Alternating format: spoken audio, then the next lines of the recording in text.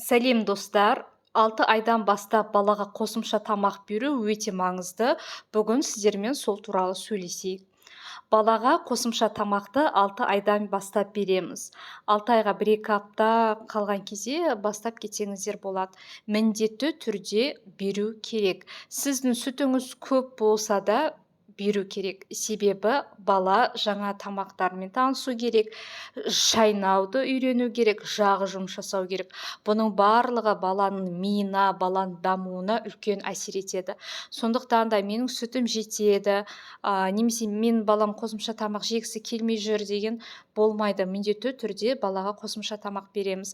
Балаға дұрыс қосымша тамақты бассаңыздар, баланың алдағы уақытта дамуына, жалпы тамақтармен танысуына, тамақ жеуіне өте жақсы әсерін береді.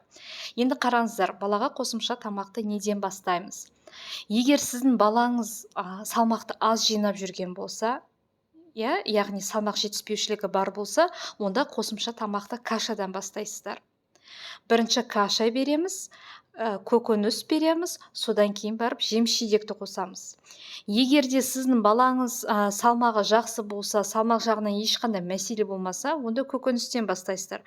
Жасыл түсті көкөністен, брокколи, кабачок деген сияқты көкөністен бастайсыздар. Сосын каша бересіздер, содан кейін барып жеміс бересіздер. Енді қараңыздар, балаға көкөністі бірінші берген кезде міндетті түрде пюре сияқты қылып езіп береміз. Пюре сияқты қылып береміз. Бастапқыда бала үйренгенше, содан кейін барып вилкамен езіп, жаймен уже бала өскен сайын кусок қылып солай береміз.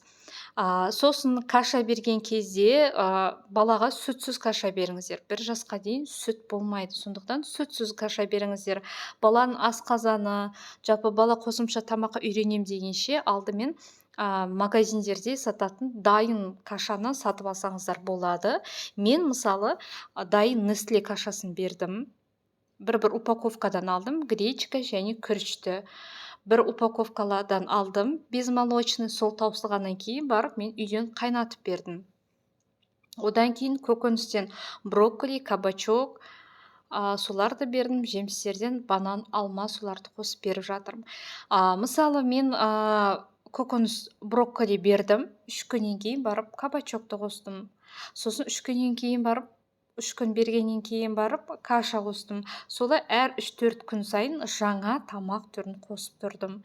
Және де жаңа тамақтарды міндетті түрде түскі дейін береміз. Себебі күні бойы баланың реакциясын байқауымыз керек. Ол қосымша тамақ оған қалай әсер етті, аллергия берген жоқ па, ішін ауыртқан жоқ па деген сияқты осындай нәрселерге мән беріп қараймыз.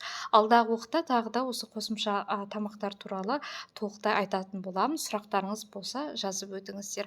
Сіздер балаларыңызға қай айдан бастап бердіңіздер және неден бастап беріңіздер, осы туралы жазып өтсеңіздер.